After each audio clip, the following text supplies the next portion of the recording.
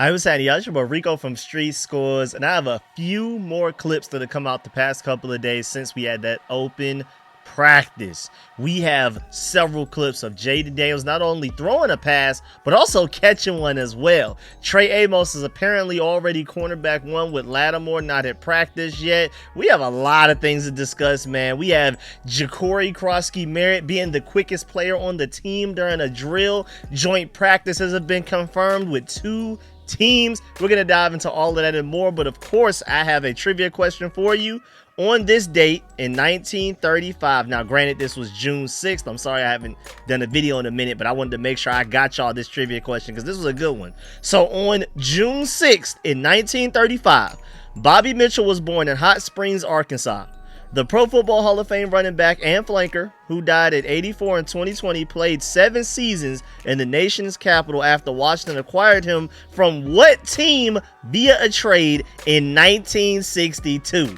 Elite ball knowledge. If you know this one, I'll give you the answer at the end of the video. I did not know this at all, so shouts out to y'all that do. Again, give y'all the answer at the end of the video. But before we get into everything, make sure you stiff on that like button, stiff on the subscription button, stiff on the bell next to that subscription button so you get notification each and every time I release an informative and opinionated video just like this one. Make sure you stay tuned to all of the content. Really appreciate y'all for supporting every video. And let's go ahead and dive into this right now, man. I know I've been super busy, but I cannot wait to finally get some time when things settle down on my end, things settle down on the football end, you know, Terry gets signed and all of that, and I can just focus on catching up on a lot of the video ideas that I already have ready for y'all, most notably the Kinlaw video that everybody's on my head about. But let's go ahead and dive into this video right now, man. Let's get it. Adam.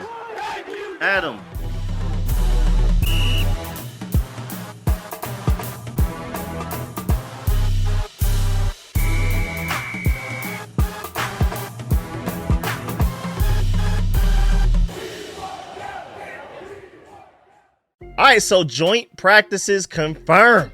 Dan Quinn confirmed while talking to the media back on June 4th that the Commanders will hold joint practices with the Patriots and the Ravens in conjunction with their preseason games. That's how that works. This is our preseason schedule that you see on the screen right now. We play the Patriots on the 8th. That's in New England. We play the Bengals Monday Night Football. Just another primetime game, huh? Monday night at 8 p.m., but this one's in Landover, Maryland, and we play the Ravens in Landover, Maryland as well, even though that one doesn't necessarily matter that much, but that will determine where the joint practice will take place. It'll happen in Virginia rather than happening in Baltimore. But I mean, that's crazy. We have a 10-day difference from our first preseason game to the second one, and then only a 5-day difference, half from the second to the third. That's really weird. But either way, your joint practices go along with your preseason games because we play the Patriots, Bengals, and Ravens. Those are the only 3 teams that we can have joint practices with this off season. That's why we didn't have a joint practice with the Ravens last year. We had one with them in 2023. We did not in 2024 because we did not have the Ravens on our preseason schedule because we played them in the regular season. If you played a team in the regular season, you cannot play them in the preseason. If you do not have a team on your preseason, you can't have a joint practice with them during training camp. So now it's been confirmed that we will have joint practices with the Patriots and the Ravens. We still haven't necessarily ruled out definitively that we're not going to have one with the Cincinnati Bengals, but I have heard nothing of it. So we will have a joint practice with the Patriots before our first preseason game and the Ravens before our third preseason game. And then shouts out to Ben Standig because he brings up a good point. The Baltimore one is presumably only going to be 1 day. Washington's 4 fields now make hosting a joint practice feasible. So those are 2 great points. First of all, again, that 5-day difference going from the Bengals preseason game to the Ravens, we don't have much time at all. So thank goodness we can even squeeze in 1 day. So that's cool. And then also the second point that he brought up about us having 4 fields. Now, remember last year, they finally got rid of that field that Dan Snyder was just letting just sit there, rot away, no use out of it for like the past over 20 years. And all it would have taken it was just to put some money towards it. He just refused to. Josh Harrison Company came here and within their first offseason made sure they handled that field. So now we have a bunch of fields to work with, and now joint practice makes a lot of sense in Virginia, where we do everything, all of our practices, OTAs, mandatory minicamps, training camp. Now we can actually host actually an efficient joint practice there. Also, just to remind you, the last time we had a joint practice with the Ravens was in 2023, and we did have a few scuffles there, man, including the one where Mark Andrews body slammed Danny Johnson. So who knows if sparks may fly in that upcoming joint practice as well. I highly doubt we have any bad blood with the Patriots. Of course, people are going to be comparing Jaden Daniels to Drake May the entire time, and then when we have the joint practice with the Ravens, people are going to compare Jaden Daniels to Lamar Jackson, of course. But I don't know. I don't think we'll have too much bad blood. I mean, first of all, when we had that 2023 joint practice with the Ravens and temper started flying and people weren't really getting it under control as much as I expected, that was pre-Dan Quinn and the culture that he set with having guys like Bobby Wagner and all of these leaders, Frankie Louvu, Jaden Daniels and even just all of the different coaches that we have are leaders like Anthony Lynn. Again, I know I keep saying this, but he's your running game coordinator, your running backs coach. He's an ex-head coach. Not just offensive coordinator, defensive coordinator, head coach. We have offensive coordinators, defensive coordinators, and head coaches all up and down this roster in lesser roles. So we have a bunch of leaders all throughout this thing. We don't just have we have a couple of up-and-comers. You know, like it looks like our quarterback room is filled with a whole bunch of the next Sean McVays and Tavita Pritchard and David Blau and those guys. But a lot of the rest of the coaching staff is just filled with a bunch of proven leaders. And I just don't see things getting really out of hand. Like maybe tempers will fly a little bit, but I'm pretty sure they're going to nip things in the bud immediately. And even just beyond the coaches, again, we have a lot of on-the-field leaders as well. I don't think things will go too far. Now, let's dive into more practice clips. Because, again, some more practice clips were uploaded to Twitter and all over the internet since the last time I gave y'all a video of what happened during the practice, like the day it happened. You know, immediately after we had the practice, I gave y'all some clips. Naturally, people got home later on that night, uploaded some clips, uploaded them throughout the rest, you know, the next couple of days. We even have some interviews that were just uploaded by Natalie Spalla, literally just 2 days ago, like a couple of days after the practice. You want to stay tuned because I'm going to give y'all those at the end of the video. I'm not going to like literally give you the entire interviews because I want you to go ahead and check out her content on her page and things like that. But I think you want to stay around for some of those quotes. But my point is, a lot more stuff, a lot more footage that came out since the last time I showed y'all what happened in that practice, starting with Jaden Daniels. Here's some more Jaden Daniels throws right here, and this is a nice deep ball right here to number 89. I don't know why he bobbled it like that, but either way, good deep ball there. More deep balls from Jaden Daniels. That one looks like it was the Kosin Yonkov probably the next play. And I mean, that boy got a laser on him, man. So I'm really happy. Can't wait to see what it looks like if he does play in the preseason. It's probably only going to be maybe game 2, if that. But I highly doubt game 1 and definitely not game 3. Definitely not. So maybe the next time we'll really get to see him not even necessarily go all out, but, you know, really try at least a little bit, maybe preseason, maybe, you know, some of the access that we'll get throughout training camp, maybe he'll be taking things seriously there, especially if our defense is way better than it was last year. Maybe we'll see some greatness from him then as well. Speaking of greatness, you have this clip right here of him throwing the ball to Deebo Samuel. And it's not the most complicated route. It's not the, I mean, I'm assuming that by the time we get to the regular season, this route will have a little bit more time into it so that the ball is already there before Deebo Samuel fully stops. But either way, I'm just happy to see Jaden Daniels and Deebo Samuel working on their chemistry. You know, I mean, it's not as simple as just a quarterback throwing a ball to a receiver. You know what I'm saying? They got to he has to get used to the velocity that Jaden Daniels throws the ball with and all kinds of stuff, man. So the more time that they're working together, the better. You prefer guys like Terry, Laramie Tunsil, Lattimore to be at practice, but I love the fact that Deebo Samuel's there. That is huge for us, man. Continue to work on that chemistry. And speaking of Deebo Samuel, here's a few more Deebo Samuel plays. And I'm liking how well he's been tracking the ball in a lot of the clips that I've been showing y'all the past few days. He's been doing really well with tracking the ball over his shoulder. His hands look really sure right now. Catching the ball with his hands is not bobbling once it gets there. It looks like he has a magnet in the ball in his hand. So I'm liking what I'm seeing, man. I'm telling you, Deebo Samuel bounce back season. I'm not saying he's going to look like 2021, but I'm definitely telling you he's going to be better than what he was in 2024. Maybe somewhere right in the middle. And then also you had this clip right here of Deebo Samuel working in special teams drills. So wait a minute. Are we potentially getting some Deebo Samuel special teams? I highly doubt it because we have a lot of talent in the special teams room and things like that. But it's interesting that they're trying them back there. And first of all, the drill itself is really interesting because you have all three guys together. They all split up in 3 different places. Then you have the 2 tacklers coming to meet him, and of course there's no contact, so they can't actually really attempt to tackle him, and he kind of has to make somebody, both of them miss in a phone booth. Really looks like one of those random drills you do in Madden. But either way, Deebo Samuel potentially as a returner candidate, competing. I think Jalen Lane's going to end up winning the job. And if it were up to me, our starting kick returners would be Jalen Lane and Ja'Cory Crosskey-Merritt, especially now with the new kick return rules that we've been dealing with, and they keep enhancing and adding more, extra layers to it for the past couple of years. It's very running back friendly.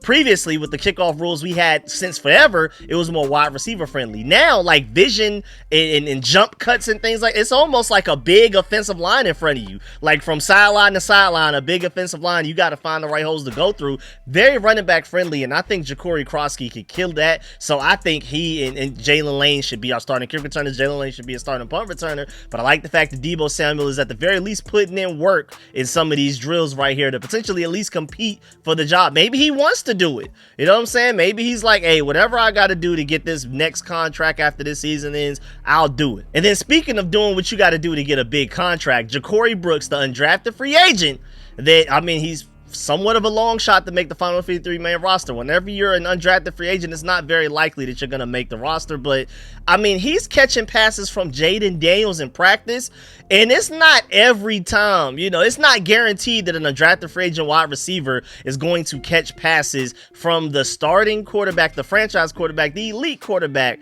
in practice. Typically, there's a certain level of depth chart you got to be to even practice with the starting quarterback. So I don't know if this is just a commander strategy to make sure Jaden Daniels gets passes thrown to every single wide receiver who's even at least a little bit of a wide receiver on the roster, or if Ja'Cory Brooks has been making enough plays and what they've seen so far in practices to where, okay, let's start to put him out there with the bigger guys, somewhat with the starters and see what he could do.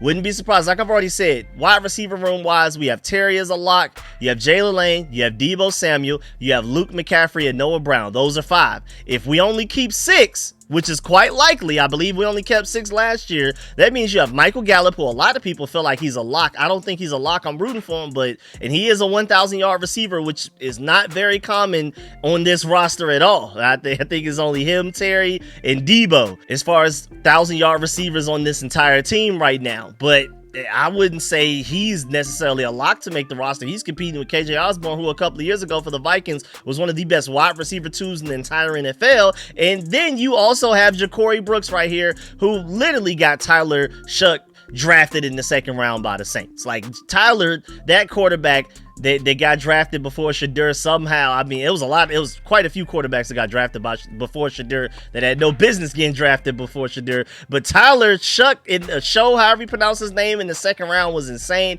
And Ja'Cory Brooks deserves a lot of the credit for that. Without him, I highly doubt that quarterback gets drafted that high. He is the reason that quarterback got drafted that high. I think, do not sleep on Ja'Cory Brooks winning that 6th spot over Michael Gallup and KJ Osborne. We'll see, though. It's a long way to go, but do not be surprised. Now, going back to Jaden Daniels, the ability to just sidearm something like this is insane. And as you can notice, he's running to the left. Like the drill has it to where he pretends to hand the ball off to the running back. Well, he does actually hand it off to the running back. Then somebody else throws him the ball so that he can work on handing the ball off to the running back, but at the same time still have a ball to throw. So he hands it off to the running back. Then typically, of course, if they're moving to the right, it's easy. He's right-handed. But on this particular clip right here in this part of the practice, they're running to the left. You got to think, do I stop and reset my whole feet in my base to make sure I can throw an accurate throw? Or am I just another Pat Mahomes and I'm able to just sidearm it real quick like a baseball player and it's just an accurate throw? So Jaden Daniels is insane. It's a lot of, Tom Brady in there as far as the nuance and awareness and IQ and stuff like that. And then there's also just the natural talent, even beyond the legs. The arm talent is insane. To be able to just sidearm that, there's not a lot of quarterbacks in the NFL that could do that, man. And he's just doing stuff like that, just chilling in practice. So don't make him have to bring that out in the game if he has to. You know what I'm saying? Don't corner him like that, opposing defenses, because he'll do it if he has to. Then also, speaking of Jaden Daniels having to do something if he has to, back against the wall, Jaden Daniels out here catching passes. And when I first saw this clip, I had no idea who was going to be at the back end catching it. I think this is Marcus Mariota throwing a deep bomb. And then I'm just looking at the ball in slow motion in the air. I'm like, okay, who's about to catch that? All of a sudden, I see a number 5 with the black hoodie coming out the jersey. I was like, what is going on? He caught that really easily too, but you know, Jaden Daniels, elite athlete, man. I mean, I'm pretty sure we're never going to really ask him to do that unless we do the Philly special. But even then, I doubt it. But hey, just the fact that Jaden Daniels can even just do that, like how many quarterbacks in the NFL can do that? And then also moving on, look at this, and we're going to talk about him extensively later on in this video, but look at Trey Amos having great coverage against Deebo Samuel. And I'm assuming with Deebo Samuel being thrown the ball, that is Jaden Daniels throwing that ball. So that's potentially Jaden Daniels and Deebo Samuel being locked up on. Now, I'm not saying he locked them up all practice or anything like that, but on this particular play, this example that we're seeing, he locked up Jaden Daniels and Deebo Samuel. Whatever chemistry that they've been working on, Trey Amos said, hey, nah, get that up out of here. Y'all need to do better than that, which I love, because that means that Jaden Daniels and Deebo Samuel have to take their game to another level. And I like the fact that a second-round rookie is pushing them to that point. I mean, it is so clean, too. There's no prior contact that you could even potentially flag. It looks like he made a play on the ball so perfectly, broke on it, saw it coming. I mean, just elite coverage right there by Trey Amos, man. Again, we're going to talk about him extensively later. And then now, if you look up, we have Josh Connolly going through some offensive line drills, which are pretty interesting, too. They threw like a ball at him and everything. They have other offensive linemen involved. They also have like a couple of coaches as well. But this is a really interesting drill, really random. I'm not sure if I've ever seen a drill like this before. It like specifically just like that in that exact order of the things that he's doing. But I love just seeing Josh Connolly work, man. Somebody that big shouldn't be able to move that well with footwork that easy, hips that easy, change of direction, his jump step outwards. I mean, remember he has the Josh Connolly challenge and everything like that. He also was asked about that. We're going to talk about that later in the video as well. He was asked about his Josh Connolly challenge and all of that type of stuff. But man, just any clips I can get of Josh Connolly, our first round pick, I'm happy. Then you also have Brandon Coleman and Tyler Biadasz working right here. And mind you, Tyler Biadasz is the center, which means if Brandon Coleman is directly to the left of him, that means he's the left guard. I already showed y'all clips a couple of days ago from this practice, and I broke it all down that we saw that Brandon Coleman was the left guard with Trent Scott to his left. Since Laramie Tunsil isn't at practice, Trent Scott, I guess, was a starting left tackle out there. Brandon Coleman was the starting left guard in all of the clips that I saw, all of them. He was going through guard drills, and whenever he had any offensive lineman around him, he was always the left guard. And the same thing here, but instead of going from the outside in, this time we're working from the inside out with Tyler Biadasz as the indication is the Brandon Coleman's to the left of him. He's the left guard naturally. Now moving on, we also have some clips of people working extra hard even after practice is over, starting with Frankie Louvu right here, man. I'm not sure if this is literally immediately after practice is over, but he's definitely by himself to the point that I think a lot of people are already gone, or people are stretching or whatever. It looks like a lot of people are not doing whatever he's doing, and he just decided, hey man, while everybody else is doing whatever, they are wherever, doing whatever, stretching, chilling, done with practice. Frankie Louvu is still putting in extra work to get his pass rush and drills solidified. And again, like I pointed out in my video a couple of days ago showing you practice clips like this clip right here, he's been working with Ryan Kerrigan personally, one-on-one, working on his pass rushing drills. The reason that this is significant is because Frankie Louvu typically, especially last year, has rushed up the middle. He's rushing up the A gaps or the B gaps in between the tackles. It looks like he's working on potentially moving to full-blown outside edge rusher linebacker. So yeah, we didn't go trade for Trey Hendrickson. Yeah, we didn't draft Donovan Ezra-Raku or Mike Green or any of those elite edge rushers that we wanted in the draft. It sounds like Frankie Louvu may be that guy that, you know, maybe he'll play a little less off-ball linebacker with Jordan McGee healthy. Maybe your two linebacker packages will mostly include Bobby Wagner and Jordan McGee, which will free up Frankie Louvu to go after the quarterback, but from the outside, which is a completely different way to rush the passer. Typically, he's perfectly timing the exact time to go right up the gap and to catch an offensive lineman off guard. When you're rushing off of the edge, you're not catching an offensive lineman off guard. They know you're coming every time, and you need to develop a real pass rush bag. You need to have some real nuance and technique to your game to be able to get past them from the outside rather than just being a random blitzing linebacker. So I think that's why he's putting in all of this extra work, because even though he had like 8 sacks last year, that doesn't necessarily automatically mean that's going to translate very easily for him moving to the outside. So I love the fact that, first of all, he's moving to the outside. I also love even more that he's putting in this much work to get better at doing it as well. And then also, as you can see in this clip, this is wide receiver Deebo Samuel and cornerback Mike Sainristil working well after practice was over. And I love this, man. This is a super iron sharp as iron situation. I mean, the fact that they're putting in this much work after practice is over. And from what I'm hearing is that Mike Sainristil basically asked him, okay, you know, you're a veteran receiver. You've seen it all. You've done it all.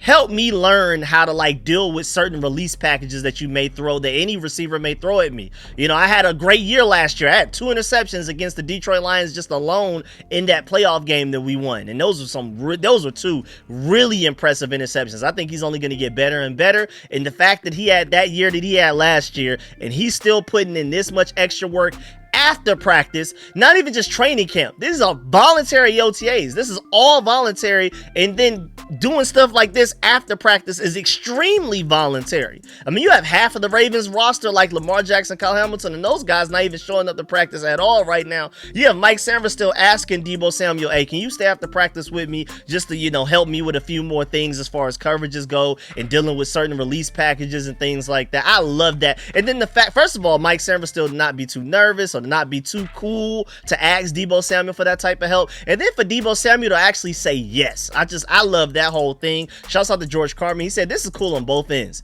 Sainristil gets some veteran insight, and Deebo is showing that he's connecting with the team. Samuel has been putting in work this off season. I mean, that leadership from Deebo Samuel, again, back when we had the OTAs, like last week, I think it was like phase 2, where he was leading all the receivers in all of the wide receiver drills. He was the first one doing every drill, showing everybody, setting an example. This is how you do each drill. You need to do this drill like this. I'm going to be the first one to do it, so y'all see and know exactly how it needs to be done. And then for him to stay after with Mike Sainristil like this, like he's completely taking over and embracing the leadership role. It's amazing, man.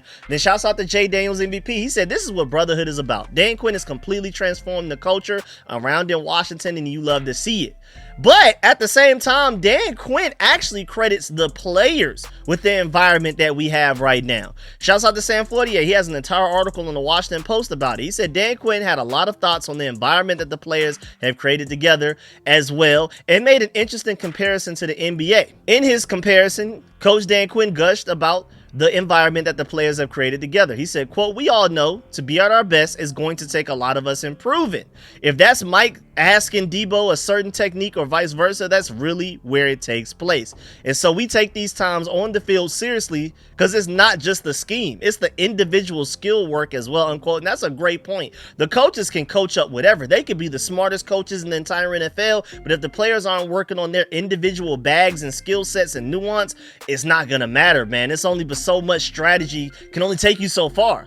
There's a massive difference, Quinn pointed out, between knowing what to do and having the minute details ingrained in the muscle memory. Dan Quinn said, quote, be very specific. I think that's where the gold is. That's why I think the teaching this time of year has to shine on the coaches, and we've got some excellent ones because they'll get very specific on certain techniques. Let's try that one again. Let's put the hand into this space. You're not in a rush to get to the next play like you are during the season. If they have to do it 4 or 5 times, that's okay, unquote. And that's why voluntary workouts matter, because they don't feel like they're like on a strict timeline and like a certain, you know, like when we're in the season, we're practicing, no, we got to get this game plan in. It's not about you just specifically getting better and improving on your own. It's about how do we beat this team that we have to play in a few days. Whereas in the off season, you can solely focus on you specifically and make sure, okay, I'm good. If I got to do it 8 times in a row, I got it down. You just don't really have the time to do that type of stuff in the regular season. So I love the fact that even though we have a few guys not there, majority of guys are there. And that's nice. And then Sam Fortier also said, we can learn something real about the Commanders from one post, the practice workout between wide receiver Deebo Samuel and Mike Sainristil.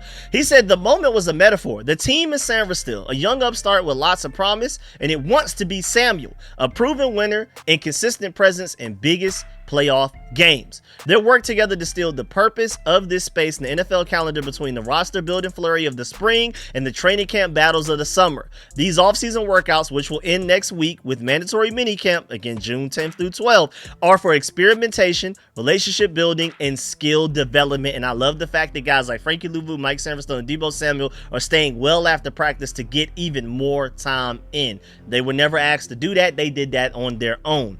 Now moving on, also have some practice notes and updates from people that went to the practice and noticed a few really interesting things. First of all, shouts out to Seawall Sports over there. She said, across the board at Commanders OTAs, I'm seeing more speed this year compared to last year.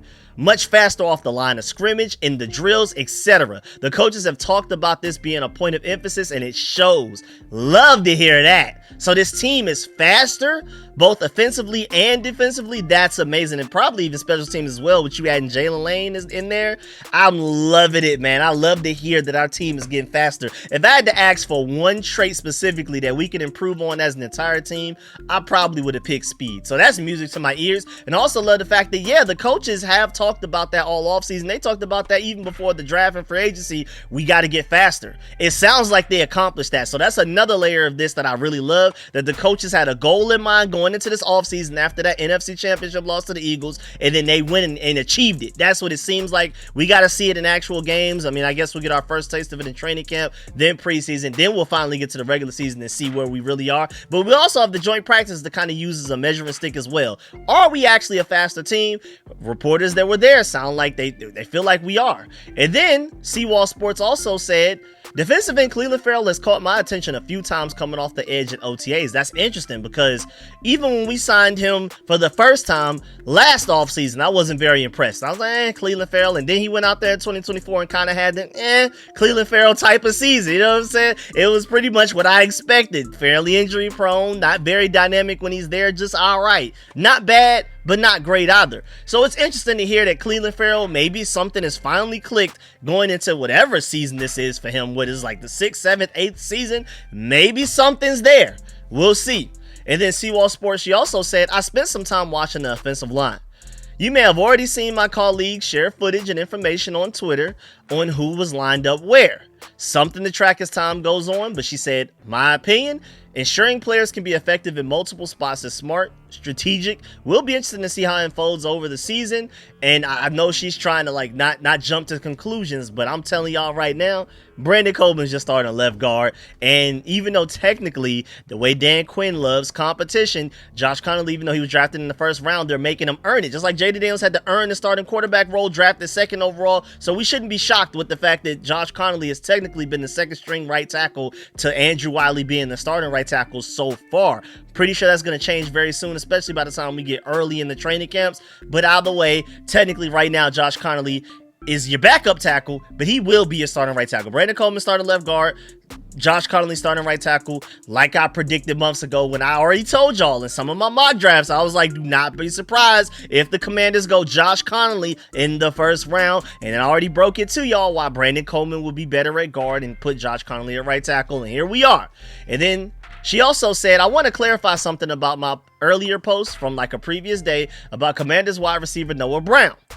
I mentioned it's great to see him back out there with the team. I brought him up because he looks like he was never injured. Fantastic stuff. So, you know, at first when I saw her tweet, I was thinking, okay, maybe Noah Brown is standing out and maybe he's going to be better, even better in 2025 than he was in 2024. And he was already pretty good then. Remember, he led the NFL in pass interferences forced on defensive backs before he got hurt for the rest of the season. But she's saying that it looks like he was never injured, which is also great news. I mean, he suffered a serious injury. One of the ones where it's like, I mean, will you ever even be the same again? And the fact that he looks like apparently like he never got hurt before, that's insane news. This wide receiver depth is going to be elite, man. And then also, as you can see in this picture, you have Jaden Daniels hanging around Ja'Cory Krosky-Merritt, and I love that, man. I've been seeing random clips and things of both of them together. Hey, man, JCM RB1 sooner rather than later. We'll see.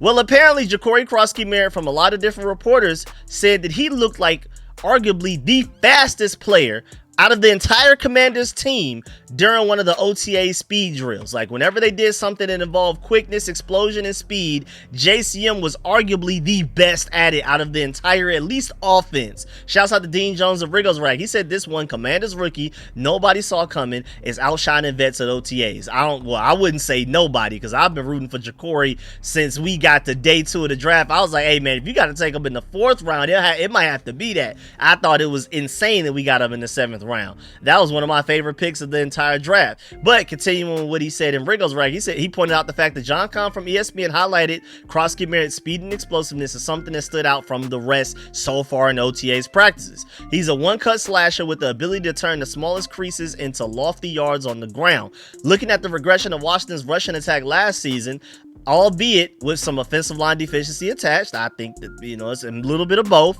This could provide some injection of pace that was sorely lacking, which is the reason I was screaming for us to get this guy. He's our only home run threat on roster right now out of the running back group. His elite explosion, agility, speed. I already gave y'all the ridiculous stats as he's one of the most agile and best change of direction running backs to come out of the draft in years. Not just this draft, that even includes Aston Genty and Amarian Hampton and Travion Henderson in years. Like since the Senior Bowl has been tracking a certain stat since like 2018 or something like that. He was like the quickest at deceleration or something. Insane stuff.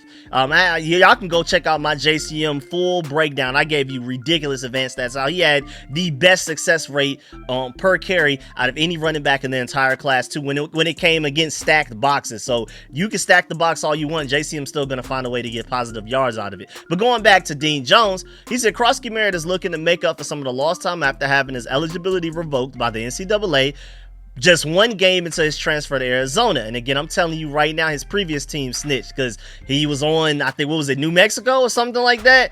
Transferred to Arizona.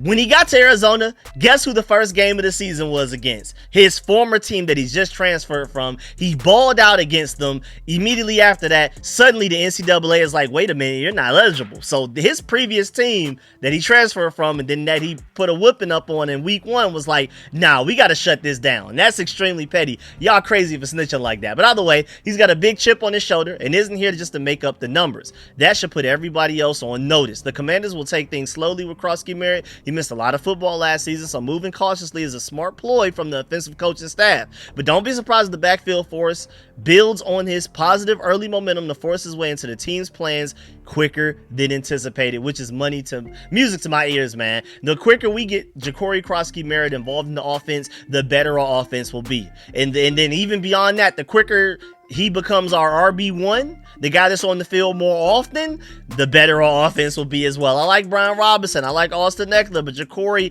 just has a way higher ceiling and way more potential than those guys. The agility, the speed, the explosion, especially just the home run speed alone, I'm telling you. And then the hands. I mean, I watched his tape. He has like a play where he makes a contested catch, and not only is there contact while he's catching it, he's getting like obliterated by like 2 defensive backs he's like in the middle getting met by both of them, and he somehow still like toe taps in the back of the end zone. Like that's an elite play for a wide receiver. That's some Jamar Chase type of stuff. So this guy has loads of potential, man. And then also moving on, speaking of loads of potential, there's a report with Marshawn Lattimore absent from OTAs right now. Rookie cornerback Trey Amos has reportedly been turning heads, locking up Deebo Samuel on multiple occasions is what we're seeing from reports. Already showed you the clip of him doing it once, so I don't think it's just super hard to believe that he's done it more than once. I'm not saying, I'm not even sure if these reports are saying that he's locked up Deebo Samuel most of the time, or that he's even winning the matchup between he and Deebo Samuel,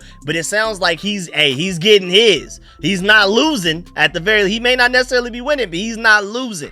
And that's incredible for a rookie, let alone a rookie corner against a veteran like Deebo Samuel at that. But I really want to emphasize the fact that this is a rookie corner. I've been screaming it for years, videos, live streams, wherever anybody will listen. Cornerback is probably the hardest jump from college to the NFL. It's corner and quarterback in their own tier. Whichever order you want to put them in, 1 or 2, whatever. I just know they're in their own tier, and then it's a gap, and it's everybody else. They have the hardest jump from college to the NFL. It's so rare for a rookie corner to come out already good at the NFL level. It is so rare. And if Trey Amos is one of those, we really struck gold, especially not only in the second round, but the late second round. And there's also reports out there that Amos has been the cornerback 1 with Lattimore not at practices, which makes sense because if Terry's not there, Deebo Samuel is your wide receiver 1, I'm assuming. And with Lattimore not there, and if Trey Amos is always the one covering Deebo Samuel, it sounds like Trey Amos is already cornerback 1. And again, Dan Quinn preaches competition. It wasn't until training camp Jaden Daniels officially became the starting quarterback. Josh Connolly's still the backup right tackle right now. He's your first round pick. Trey Amos is already cornerback 1. I know Lattimore isn't there, but that doesn't mean that they can't have Sarah still, or you signed over Jonathan Jones from the Patriots, who's a starting level corner. He's probably going to be a backup rotational piece here because Lattimore, Amos, and Sam are still your starting trio right there. But Jonathan Jones could easily start right now. Easily. I'm not saying he's a high-end starter, but he's a starting corner. And so Trey Amos is playing over him in practice right now, covering Deebo. Noah Benogany started for us last year. He wasn't like the greatest thing ever, but he's a starting caliber corner. He can start over Trey Amos. Again, just the whole veteran gets to start first, and then the rookie has to earn it. Has Trey Amos already earned it over those guys? He may not have necessarily earned it over Lattimore yet, but it sounds like he's already earned it over the other veterans. Because again, Connolly is still a backup tackle right now. So I thought that was really interesting. And then shouts out to Zach Selby directly through the Commanders website himself. He had a few observations too. He said, as was the case last year, the Commanders had several players returning kicks during special teams drills. Usual suspects like Jalen Lane and Austin Eckler were present, but so were Brian Robinson, Deebo Samuel, Casimir Allen, Demetric Felton, KJ Osborne, Ja'Cory Brooks, and Noah Benogany as well. Most of these players likely will not return kicks during the season, but the Commanders do want all options available to them if some of the primary returners are injured. Also, while the drills were certainly controlled, it was clear that Lane had a different level of speed. So shouts out to that. That's great to hear. So this is actually my first time seeing that. I already just pulled up the Zach Selby article and I hadn't even read through it yet. So the same time y'all are hearing this for the first time, y'all are getting my live reaction to that. Now that's music to my ears as well, man. I've been screaming Jalen Lane was the best punt returner in the entire draft, let alone the fact that he can also be your true deep threat, let alone he could be your starting slot receiver, let alone he could also do things out of the backfield just like Deebo Samuel on sweeps, screens, tosses, all the reverses, all of that type of stuff. And the fact that out of that whole list I just gave you, Jalen Lane, Austin Eckler, Brian Robinson, Deebo Samuel, Casimir Allen, Demetric Felton, KJ Osborne, Ja'Cory Brooks, and Noah Benogany, Jalen Lane stood out and had a different speed from all of the rest of those guys is all you need to know. Wrap that up. Starting punt returner, one of your starting kick returners. It's already been decided, and it's only your OTAs. Also, moving on, drills this time of year are often planned in such a way that the offense can appear to have the edge. With that in mind, Jaden Daniels and his receivers look sharp during 7-on-7 and red zone periods. 7-on-7s, there's really nothing the defense can do. You're on islands, man. That's why, even if it were 11-on-11s, but you made the football field wider, defenses would be at a strong disadvantage there as well. Chris Moore beat Trey Amos deep down the field as Daniels aired out a pass to the wideout. So Trey Amos got beat right there by Chris Moore and Jaden Daniels. But Jaden Daniels is a top 5 quarterback, and I think he's about to go on a campaign this year to where he's probably top 3 MVP conversation type of stuff. During red zone drills, Daniels threw a couple of darts to Noah Brown and John Bates. Of the two, the one to Brown was arguably the most impressive as Brown stretched out his arms to make a catch and held on after briefly coming into contact with the goalpost. Oh boy, Jaden Daniels, you trying to send Noah Brown to the hospital throwing him towards the goalpost? But hey, good touchdown catch though. Samuel also made a nice contested grab against Igbenogany during red zone drills. I like the fact that he's using his big strength. Everybody's saying I know why his name is Deebo now. And I like the fact that he's using that strength and physicality to box out guys like Noah Igbenogany. He's going to utilize that, I think, a lot this season and in the future for us, which highlights one of the main reasons the Commanders traded for him. Samuel can use his physical traits to keep the chains moving, and if he continues to do that later in training camp when the pads are on, it should help open up the offense. That's a good point too. If it's third down and we need somebody to just, even if you're not open, just out muscle and box out the corner, Deebo Samuel's your guy, and that can keep the chains moving and keep us very efficient with the offense, not putting up points and things like that. And then lastly, fans shouldn't look too heavily into this, but Brandon Coleman was lined up at left guard during an 11-on-11 period near the end of practice. If that is where he lands during the regular season, he certainly looks like he can handle himself. On one play, he moved particularly well in space down the field and helped clear a path for Brian Robinson. Coleman's quickness and overall athleticism was why the Commanders thought he could be good at NFL tackle. He might still be, but for now, now those traits are serving them very well in the interior. I'm telling you right now, Brandon Coleman, Pro Bowl, even maybe potential All-Pro at guard. I'm really high. I like him at tackle. I think he's just a really good offensive lineman in general, but I think he has Pro Bowl, All-Pro potential at guard, man. And then to hear, I mean, we've seen all of the clips over and over again, him at left guard in every little random individual drill, or maybe there's another offensive lineman to the right of him, to the left of him, to hear that in 11 on 11s he's left guard, yeah, that's pretty much a wrap, man. Now, moving on, we also have some interviews and press conferences. Dan Quinn and Joe Wood Jr. loved what they've seen from Deon Payne so far in OTAs. We talked about that in the previous video breaking down what happened from this practice. And the Commanders defensive tackle is stepping up as a leader while his work and approach is shining on the field. Deon Payne said, quote, "I'm just trying to show the young boys how to do it," unquote. You know what I'm saying? He's just chilling, you know what I'm saying? And then Dan Quinn said that he's been really impressed with the offseason that Deon Payne has had. And a lot of people are thinking with him going into year 8, maybe this is the time that he really shows out and balls out, man. We really need it. You know, he's technically in that contract year if he doesn't want to get Jonathan Allen next offseason, so we'll see. But Dan Quinn talked about Deon Payne, said, quote, "Once that fire's lit, you gotta hit it, and he looks excellent," unquote. I mean, there's been so much praise towards him. Dan Quinn even said, quote, "Literally today," as in back on the 4th, "I said to him, man, I've been really impressed by your offseason," unquote. And that's not just out of nowhere for no reason. Like, I think there's something really to that. For him to be like, wow, like, whoa, I didn't expect this type of stuff. Hey, man, maybe Deon Payne's coming with a different level of focus. The talent and natural athleticism, the God-given ability has always been there. I think it's always been a lack of focus from him. And if Deon Payne is locked in, which of course, I mean, contract year, last time he was in somewhat of a contract year, the man went out there and got double-digit sacks. Maybe he could be primed to do something like that again.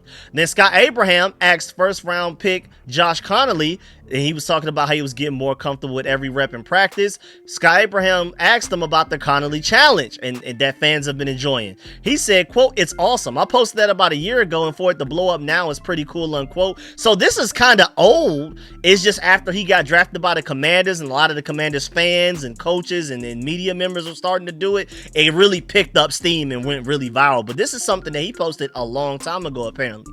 And then Dan Quinn, also just to let you know, really random, not important, but I don't know what it was, but he had to run for a really important meeting to where like every reporter didn't even get a chance to get a question in on him. This was like the shortest Dan Quinn press conference ever. Also, moving on, Mike Sanford still talked about looking forward to going into his second season. He said, quote, "This year is about being able to stack on to what happened last year, being able to make that second year jump. This is a crucial time in my career," unquote. Now, hey, like I brought up earlier, he had a great season last year. If he can get even better, man, watch out. I'm telling you, Mike Sanford still all-pro slot corner. Like top 2, top 3 slot corner in the NFL type of stuff. Especially now that he's officially going to stay in the slot, because now we have 2 true outside corners, and that'll allow him to play at the position he's best at, just like Brandon Coleman. Mike Sanford still can be a good outside corner, just like Brandon Coleman can be a good outside, you know, left tackle, right tackle, whatever. But at the end of the day, Mike Sanford still has all-pro potential at slot corner. Purely. Just like Brandon Coleman has all-pro potential at left guard, I feel like, or right guard, whatever, but Samuel Cosme is already your right guard. Also, year 13 for tight end Zach Ertz. And he said that he's basically hungrier than ever. And he had a lot of great things to say about Jaden Daniels. He said, quote, "A lot of guys just love playing for him," unquote. And I feel like that shows with our free agency that we've had, you know. And even the trade, Larry Tunsil being excited to pull up. Deebo Samuel was like, "Yeah, send me to the Commanders. Trade me there, man. Let's get it. That quarterback got something going on. I want to be a part of that." And then also moving on, you have Natalie Spalla that I briefly foreshadowed earlier. And she had a lot of interviews with a lot of different coaches that we don't normally get to talk to, that don't normally have press conferences. So she caught up with Bobby Johnson, our offensive lines coach, and he said that he loves what he's seeing from Josh Connolly Jr. and that he has a desire to work hard and learn from the guys around him. And he also said that he can't basically wait for Laramie Tunsil to finally get here, because he's going to have the ability to provide Josh with some of the answers to the test, like put him up on game, some of the nuances that, you know, typically only veterans know, and that would allow Josh Connolly's development to kind of, you know, we can expedite it a little bit. Let's skip some steps. You should, you know, we can go ahead and teach you these things, and rather than you having to learn for yourself, how about I just put you on, and then you can already go out there and be a great right tackle immediately in year 1, week 1. Not even just mid-season. How about week 1, you go out there and already be great? Then also our linebackers coach, Ken Norton Jr., who used to be a defensive coordinator for a few years. He came here, took a lesser role to be just our linebackers coach, to just re-emphasize the fact that we have a bunch of leaders and like real serious coaches all up and down this roster. He said, we feel like we're really building something really strong here, especially on defense. And he talked about how he's so high on the linebacker group and that he's really excited to be a part of what the Commanders have going on right now. And he's just really excited. The whole thing was he's super excited. He also talked about how important it is to have Bobby Wagner, a round 6th round pick, came Madrano, similar to how Bobby Johnson can't wait for Laramie Tunsil to get in to put Josh Connolly up on some game, some veteran game as far as nuances and things like that. Kane Madrano is already getting a little bit of that from Bobby Wagner, so he's already a little bit of the head of the curve there as far as, you know, being taken under somebody's wing. But also, Brian Johnson, you know, we never hear from him, but he's our offensive passing game coordinator. A lot of people feel like he should be an offensive coordinator somewhere right now. And he talked about that he just loves the fact that everybody came back for another year, including him. He said that he's the most proud of what the environment is here, and everyone's just having a blast while working hard. So that's a great environment. Everybody's pushing themselves to go 110%, but at the same time, they're still having fun doing it. That's the healthiest environment you can have. Very competitive, but also still fun. And again, I just love the fact, go to Natalie Spallett's page because you can actually see them. These are like 2-minute clips that I'm summarizing very quickly. You really want to, because I'm leaving out a lot of the details, definitely go check out those clips. But I loved what he had to say about everybody coming back, because I do feel like that's going to play a huge role in our chances of winning the Super Bowl this year, with the fact that we have so much continuity in the coaching staff. Then also Tavita Pritchard, a lot of people consider maybe the next Sean McVay. He talked about the Commanders coaching staff as well, and talked about how the coaching staff stayed put, and the advantages of continuity, the chemistry between him and Cliff Kingsbury, same thing basically as Brian Johnson. He said, quote, everybody wanted to be back for more, unquote. So basically they felt like the NFC Championship left a bad taste in their mouth, and we got to run that back. We need to get ours back again. Let's go win it all this year. And I love the fact that, like, this whole team, not even just the players, the coaching staff have that in the back of their minds. And he also said that he really likes the way that the quarterback room is competing with everything that they do. From Jaden Daniels all the way down to Sam Hartman, they're competing against each other and having fun. That's the environment. He also added that coaches are enjoying the day-to-day progression and development of Jaden Daniels in year 2 as well, and they're really excited. Basically on some, like, you thought he was great last year, this guy's going to be even better next year. But yeah, man, that's the end of this video. Please get in the comment section. Let me know if you about everything discussed in the video. Please still follow that like button, still follow the subscription button, still follow the bell next to that subscription button so you get notification each and every time I release an informative and opinionated video just like this one. I did not expect this video to be anywhere near this long. I'm already recording 47 minutes in. Did not expect that. I really could have split this up into 2 different videos. But either way, we're here. I'm happy that I got it done for y'all. And it's all in one video, so y'all can kind of just, if you're cutting grass, you know, you got the phone in your pocket, just go ahead and let this run on YouTube and things like that. Or if you're at work. So I like the long videos. I know a lot of y'all do as well. Some people don't, but a lot of people do. But at the end of the day, man, really appreciate y'all. Make sure y'all still follow that like button on the way out. And the answer to the trivia question is the Cleveland Browns, which goes also back to my point. If you made it this far in the video, I'm 48 minutes into recording. You made it all the way to the end and you're hearing me talk right now, man. Salute to you. Really appreciate y'all. Again, the answer to Bobby Mitchell traded from the Cleveland Browns to the Washington Redskins. Elite ball knowledge, if you already knew that off of the top of your head, man. I can't even compete with y'all. Y'all know that one. So shouts out to y'all, man. Of course, let me know in the comment section how you feel about everything discussed in the video. Trey Amos being cornerback 1. Jalen Lane already standing out as the starting punt returner. All kinds of stuff, man. There's a lot going on out here, man. JCM, the quickest player on the team. All of that, man. And I really appreciate y'all. Make sure I still follow that like button on the way out. I'm gonna catch y'all later. I'm out.